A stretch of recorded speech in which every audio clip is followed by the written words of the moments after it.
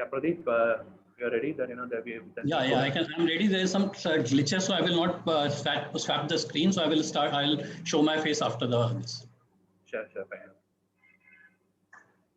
Yeah, welcome back, and then we move to the next session where we'll see the digital subscription journey of the Hindu.com.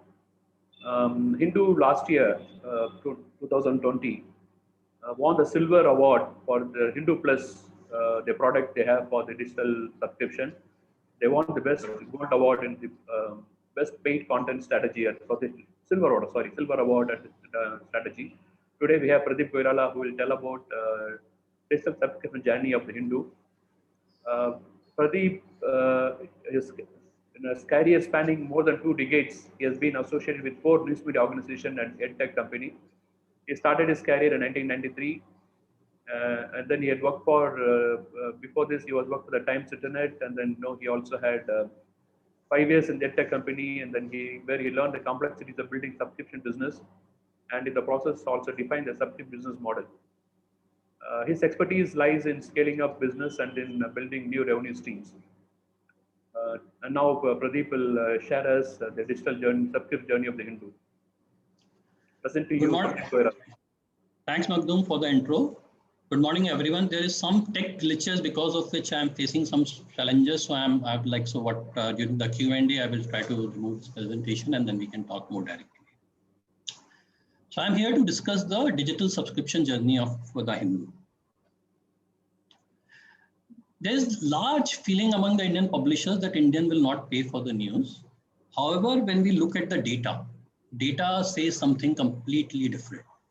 So according to the report that was published by World Economic Forum white paper, which was published in April 20, globally about 16% of people pay for news. In India, this number is 25%.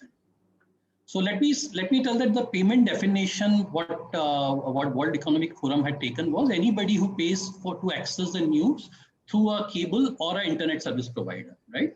So while you can argue that in India that the TV news in India charges are very low for cable, and hence there is so many large number of people paying in India, but yet no one can deny that the number of people paying for news in India is very, very high. Another very, very shocking thing personally for me in this particular slide was that if you see the number of Indians who subscribe for news versus who subscribe for entertainment, this number is really, really near. Now, if you look at the number for China, 25% of people in China pay for news and 69% pay for entertainment. But if in India, this is just 25-26. Now, you can very well say that Indian news is entertaining and hence a lot of people want to subscribe for the news. But having said so, even if you look at OTT, which is pretty new in the country, according to the BCG's report of 2020, currently there are about 100 to 125 million paying subscribers for OTT in India. Now, just for a comparison, look at the data from US, which is about 188 million. Now you have to see that US OTT has been pretty long, present there for a fairly long time, and hence, when you compare that in a very, very short time, Indian numbers are maybe by next year or next 2 years will cross US numbers. So you tend to get the appetite for the people who are paying for paying. And this is something which we publishers need to recognize. Not only a World Economic Forum, but the report, Reuters Institute, which has published its 2019 report, said that the chances of an Indian paying for news is 122% more than the chances of US citizen paying for news.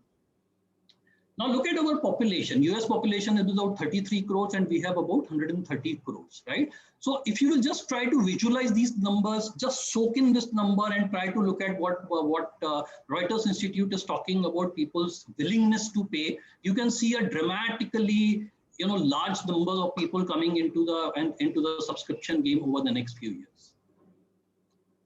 However, when publishers provide a context to pay, then the great things happen.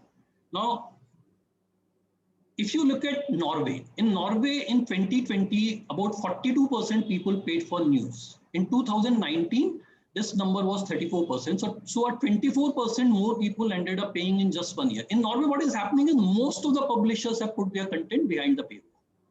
If you look at US, where gradually the publishers are now, initially in US, there was a large disbelief that the subscription will not work.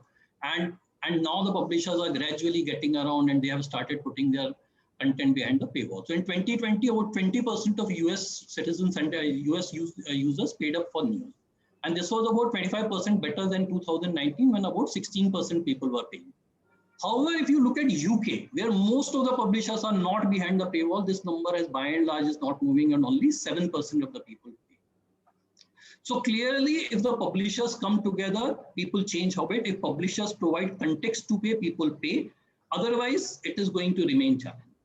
However, as far as our own experience is concerned, wherein we took Hindu behind the paywall in February 2019, which is now about 2 years, our experience is pretty good. Like if you will see our digital business, like we all have to recognize that FY 2021 was one of the worst year for the Indian publishing. And in this worst publishing year, we have grown, we are likely to close the year by about 48% growth in the digital revenue. Our subscription revenue has grown by 150%. This number could have been way, way higher. I will talk about it later. And currently about 47% of our share of digital revenue is through subscription. So clearly there is an appetite for people to pay if the publishers are ready to take their content behind the paywall.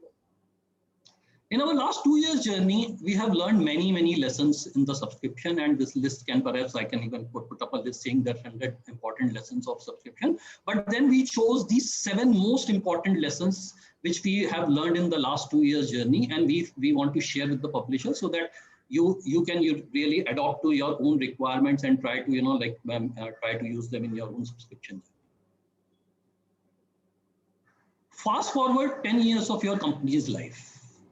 What do you see? So you need to transition the company to a digital news company which is not attached to any form factor. In Europe, many publishers in the last decade try carving out a separate entity for their digital business.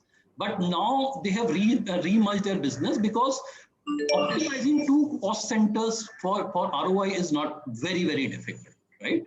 As far as Hindu is concerned, we have set a deadline of 31st March 2023 to sunset our digital department. Now, we realize that if we, in a digital company, you can't have a digital department, right? So unless we shut down our digital department, we can't become a digital company. And we are clearly ambitious of becoming a digital company by 1st April 2023. So March 31st, 2023, we will be sunsetting our digital department. And now that we have a date to change in April in 2020, we started finding some synergies between the print and digital business, and we merged our digital ad business besides some other functions. So what's our experience? So our direct sales revenue grew by 120% over last year, and now accounts for 62% of total ad revenue. So if you see last year, about 31%, 69% of our ad revenue was through programmatic, which is now down to about 38%. So, and what you have to also understand, we will be growing by 10% over last year, but what you have to understand is that when we started in 2020, first quarter actually was nothing much because the ad sales team was still learning the ropes to sell the digital business, digital advertising. And it's only in the last, in the second quarter that they started becoming more effective. So if you look at all this and then try to understand that now our 10% growth is coming with a 30% lesser inventory that is available to advertising, you can very clearly see the opportunity which this synergies between our direct ad sales business, direct ad sales team, and merging of print ad sales team has done, right? And we have just started. So next year we are way more ambitious. There are way more opportunities, and so clearly we see a large opportunity when for aiming for a company to become a digital company and shut down our digital department. In a digital news business, the success very largely depends on technology, and that's the second lesson which we have learned. So each technology decision you take has a long-term ramification. As a publisher, you need print technologies, you need IT systems, you need ad tech, you need marketing technologies, you need print technology, you need legal technology, HR technology. And if all your technologies don't talk to each other, you have a problem. So challenge to a publisher is not there are less number of solutions. The challenge is there are too many solutions to really look after, to select from. And this can be pretty difficult and time consuming. So if you look at MarkTech, which includes actually advertising technology, so this since 2011, there were about 1,500 companies to select for, and now there are about 8,000. So this is growing at a CAGR of about 20%. And each new solution adds to the some efficiency and all that, but also increases complexities. So if you see this chart here, each of these blocks which you see is as an island is basically is within a marketing technology, like various options available for say a print, videos, mobile apps, email, SEO, analytics, so on and so forth. So clearly, like even if you were to pick up your mobile apps, there are so many solutions that it is pretty confusing. And if you see the larger verticals, like you can very clearly see this, like thousands of technologies need to be selected. Vendors are there are solutions are there, and you need to select. So in short, technology needs expertise, and if you don't have expertise, please reach out to industry bodies like VAN-IFRA, and they will be able to help you in a big way. I think they have a large ability to connect with you, the consultants, and who understand this domain, and that can be really, really helpful in your technology path of technology. The moment you decide to move for subscription, you need to have you need to add a lot of additional products, right, from a subscription product to a data security, compliances, etc. However, the most important of these decisions will be around subscription product. So subscription product have a long, wide-ranging and long-term implication for the publishers, and there are many decisions to be taken. The very first decision you need to take is that do you want to build this product or buy this product?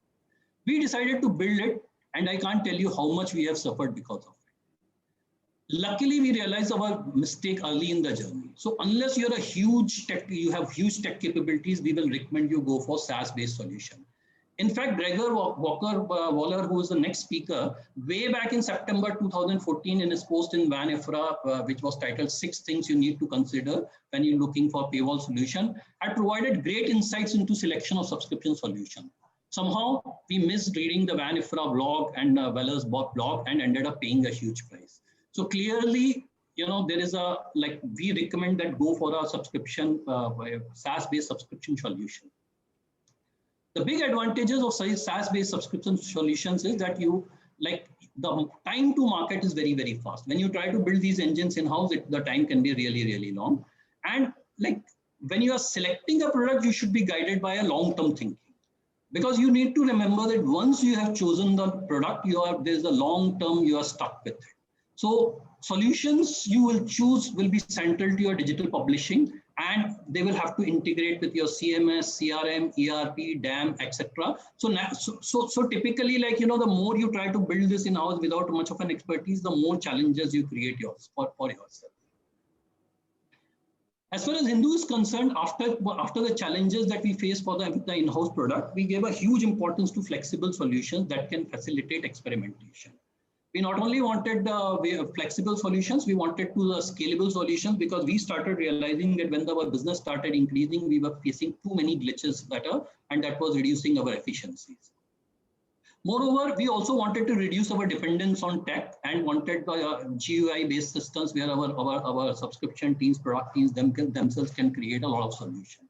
So typically what we will recommend is that when you want to build a subscription or you want to go for subscription, list down whatever comes to your mind, what you will do in next 3 years. And believe me, that will be much lesser than what actually you will end up doing.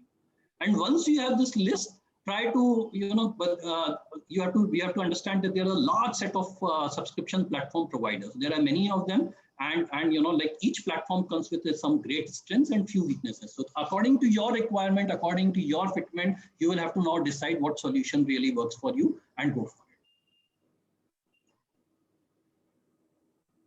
it. Without a good subscription product, you can, it limits your ambitions to a great extent, right? So after journalism, technology is the most important factor, and we in Hindu approached technology pretty tactically and ended up creating a large number of islands which could not communicate with each other. So this messed up the user journeys, user experiences, and in the process, it is something we feel that we are suboptimally ended up handling our subscription. So we recommend that you look at your technology as strategic and approach it as a symphony. where various solutions come together to create a beautiful melody, right? So like overall, our experience is that building a subscription engine was not a really great thing on our part. If we would have prepared a bit earlier, perhaps we would have chosen a SaaS-based player. And always remember that when you have to build a new house on a plain land, it is much more efficient than recreating a house. So now that we are migrating, it is way more complex than what we should. If in the very beginning we would have opted for a SaaS-based solution. So clearly recommend that, unless you have a great technology capabilities in-house, please evaluate SaaS-based solutions, and we feel that they will serve you much better. This brings us to our third lesson, which is about pricing. So we have about 40 million monthly users in a month. Just imagine if there was just 1 rupee paid by each one of our users, and a month you would have about 4 crores of subscription revenue. Unfortunately, while this looks very, very interesting and very, very nice, but unfortunately, we haven't seen any publisher in the world who has been able to build a scalable business on micropayments. So we are sure that micropayments will add dramatic value sometime in future, but as of now, it cannot be the main pricing strategy for you. We also realize that there is a correlation between pricing and the number of subscribers, but it is not as direct as we think. In April 2018, the Hindu Group had launched Briefcase, which was our app on iOS and Android. This was priced at 99 rupees. So idea at that point of launch was that it is so low a price that it will be automatically able to attract a very, very large user base. And there is and unfortunately, Briefcase did not scale up according to what we had forethought. In fact, because it was so low, we could not even give it a large marketing support, and whatever marketing support we were giving, it was not sufficient. So before we, so we had to sunset it in 2019. But before we sunset it, we tried looking at the elasticity of the price. So we brought the 99 price to a 49 rupees to see whether this can really spark the demand, but it did not do much. Then we said that, okay, let's move it from 99 to or 49 to 149 and see what happens. Again, we did not see much of a change in the overall number. So basically, Briefcase, when it was shut down, we had 6,000 subscribers, and in spite of the fact that so many subscribers were there, because of the low price, it did not help in building a viable business. So our direct learning from Briefcase was that price is not as important as what we think, as directly related as we think with the volumes, right? So with a Briefcase, with a struggling Briefcase in the background, and we had to launch the Hindu subscription. So at that point in time, we really thought that, okay, what do we do? What price do we try to charge the consumer? So we tried doing a survey, and we realized that there was a very, very divergent reviews. So our brand lovers wanted us to price very high, 3,000, 4,000 rupees, and the people who were coming from who were low interested but participated in these surveys wanted a price as low as 400 to 300 rupees. So with all our collective wisdom, we launched Hindu at a 549 rupees, which when we look at in the hindsight was too low a price, and it was a wrong decision. So in last 2 years, we have tried upping the game, and today our average price our price is about 1,100. But this price change has come at a very, very huge price of customer churn, right?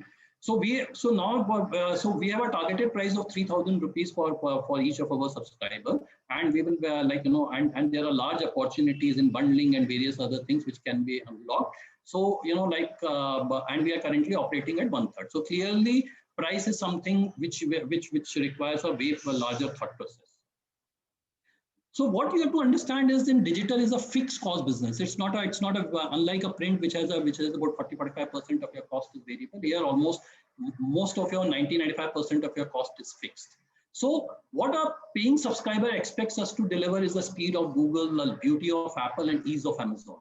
So to provide this, there is a large investment required, and once you invest only, then you can provide a world-class experience to your readers who are very, very hungry for a great experience, right? So we clearly recommend that when you decide on your price, please think long-term. Please go a couple of down years the line and just try to visualize that now the digital is your primary business, and within digital, the subscription is your primary source of revenue. how will it help your company? And if you, once you get a better clarity, that's how you should really try to look at pricing the product. So clearly, a low price will not support your business. And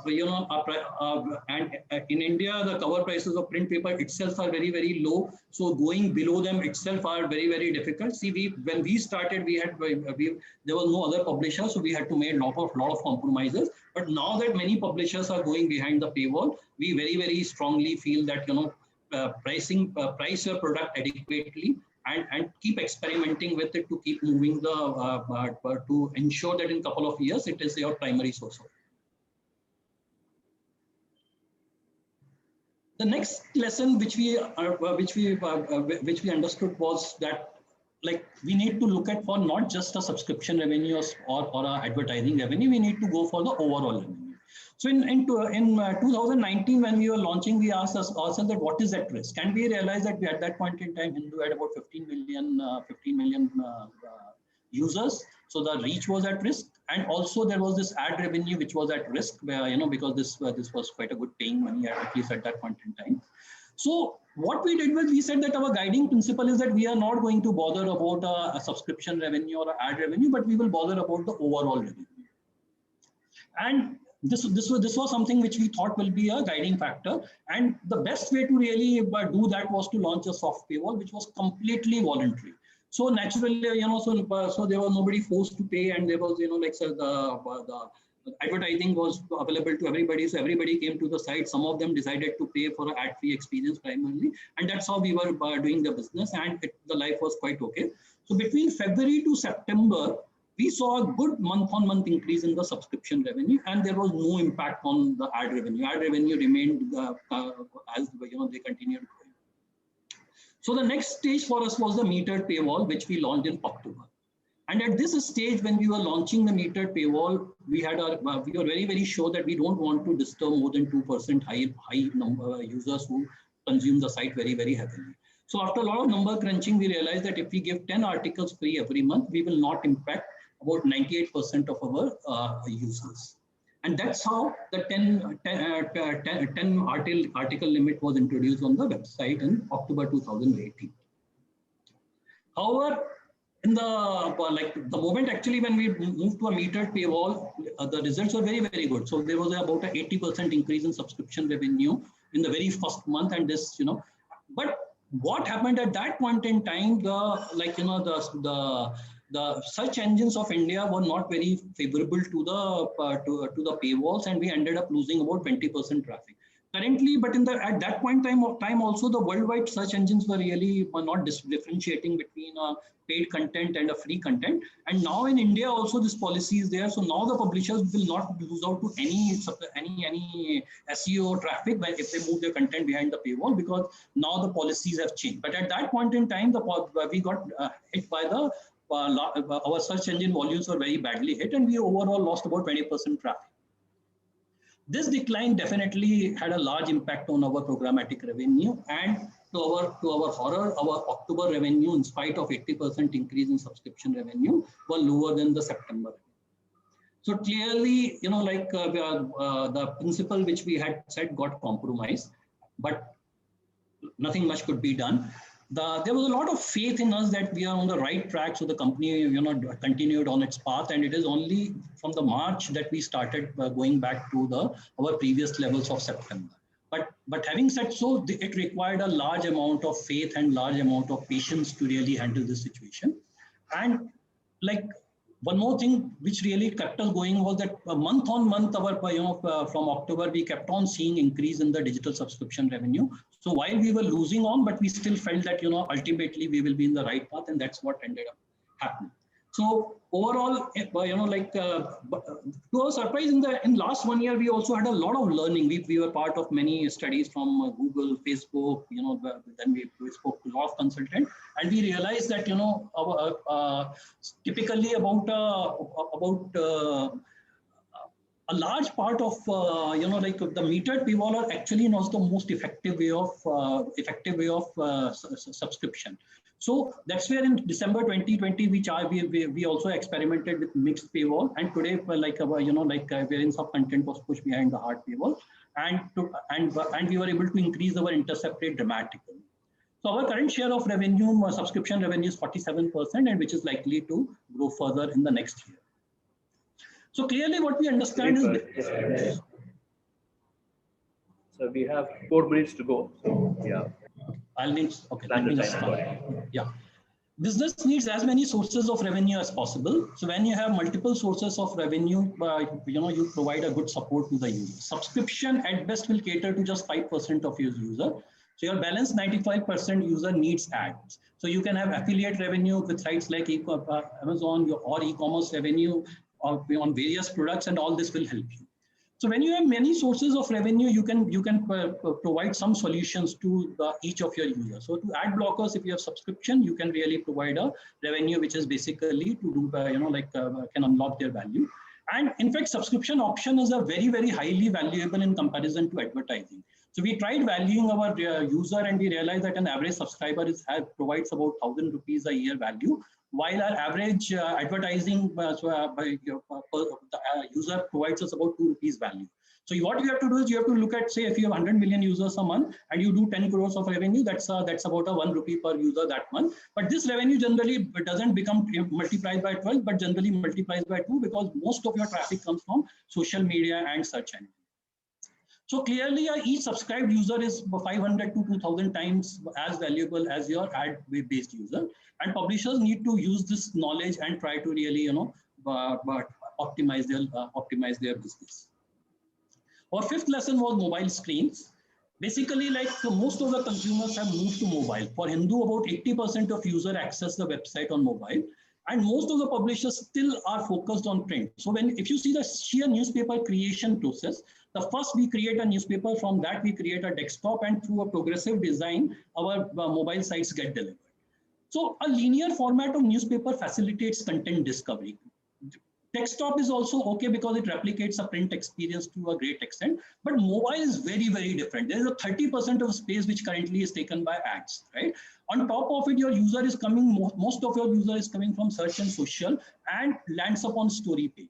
So this process needs a 180-degree reversal. So now I think the publishers should really create a mobile site and apps, and then from that create a desktop, and from that curate a great newspaper. Most of the international news organizations do not have a dedicated print team, and a set of people are responsible for bringing next day's paper.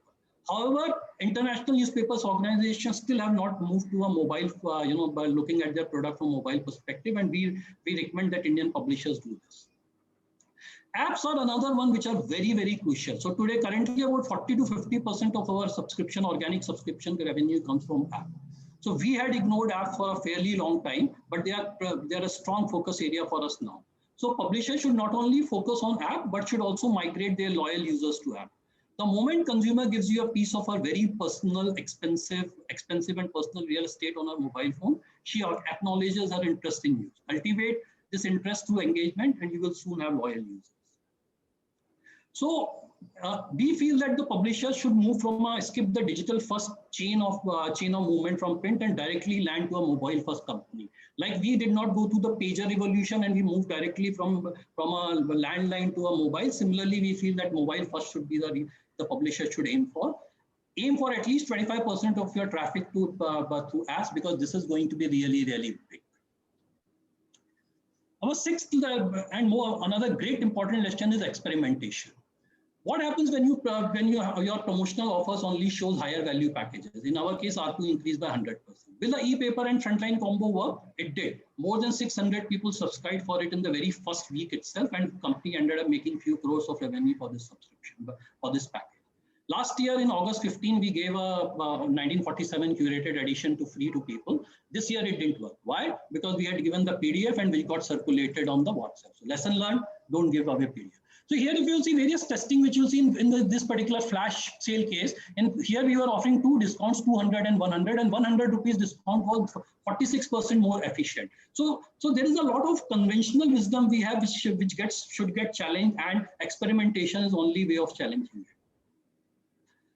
So we have tried developing a habit of asking why whenever we do, with everything we do. And we thought we were doing brilliantly well till we had a new colleague joining in technology who questioned some of our assumptions which we had taken for granted. Result, we have embarked on a major journey of changing our tech stack, which will help the company to save crores of investment, which will increase user experience and to a new level altogether. Outseen perspective can be shocking, but are ultimately good for the business. We have developed this. We are developing this culture, and if you succeed in 1 out of 10, it's a great show. In 1 out of 20 is good. There's nothing called failure. Either it is a success or a cost of learning. So our learning is that nothing works for long. Whatever has worked for the past may not work in future, and vice versa. And the most important lesson that we have learned is that it's actually less risky to learn large number of experiments than a small number. So we will recommend that all the publishers set up cells to do experimentation and have a monthly targets for experimentation. This brings us to the last learning which we have, which is about generalism. So clearly, generalism matters in this business. So in the first few months of COVID, we took initiatives and that enhanced free access to our readers. However, that also started affecting subscription revenue. As news organizations world over were struggling, so our editors proactively decided to ask users to pay if they can afford to pay. Result, thousands of users came forward and subscribed. So if you see, subscription is a business is founded on a good generalism, right? So if you see that according to the Reuters report, out of the top 5 reasons why I pay for news, 4 are to do with journalism. So clearly your journalism matters a lot. So our legacy brands have a great advantage here because we have a large term position in the mind of our users, and that makes life a lot easier. We all stand for something, and the more sharpened this position is, the better is the reader connect and our ability to charge for access. In case of Hindu, we are known for editorials and opinion. We do a great job of explaining the story behind a story. Our explainers have large following. And in terms of audience clusters, there's a lot of students who are preparing for civil service exams who are our users. So more clearly, the publishers understand their core audience, the more and the role they play in their lives, the more successful they can be in the subscription journey. Another area which the publisher should take a cognizance of is that now there's in a digital, there's a blurring line between a TV news company, radio news company, magazine, newspaper, and this it's very, very difficult to see. If you do not know the history, you will be very difficult to see where is the legacy of this particular website, right? So the big challenge is to narrate stories in a very, very interesting manner, right? So news organizations, especially the newspaper organization, need to delve in videos, podcasts, infographics, photo stories, and try to narrate great stories, the great stories which are engaging and are able to captivate the user's attendance. Right? And if you will see New York Times today, this was the data they publish on an annualized basis. I've tried to do it on a daily basis. I've just tried to divide it by the output to days to understand that what this company is looking now. So if you will see, they are doing about 148 articles a day and a lot of photo stories every day. So they publish about 559 photos every day. They are publishing 14 videos, 2 podcasts, and 71 newsletters.